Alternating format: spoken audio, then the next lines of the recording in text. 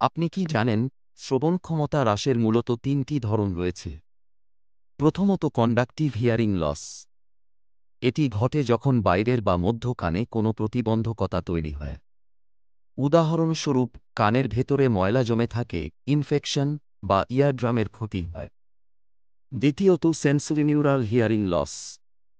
এটি ঘটে ভেতরের কানের কোষ বা শ্রবণ স্নায়ু ক্ষতিগ্রস্ত হলে, সাধারণত বয়সজনিত পরিবর্তন বা অতিরিক্ত শব্দে এক্সপোজারের কারণে ঘটে।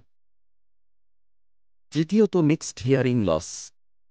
এখানে আগের দুই ধরনের বৈশিষ্ট্যই একসাথে দেখা যায়, মানে কানের ভেতর ও বাহির দুই জায়গাতেই সমস্যা থাকে।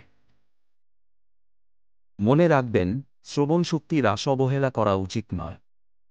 দ্রুত পরীক্ষা ও চিকিৎসা করালে অনেক ক্ষেত্রেই শ্রবণ ক্ষমতা পুনরুদ্ধার সম্ভব। আপনার শ্রবণ স্বাস্থ্যের যত্ন নিন, কারণ শোনা মানেই সংযোগে থাকা।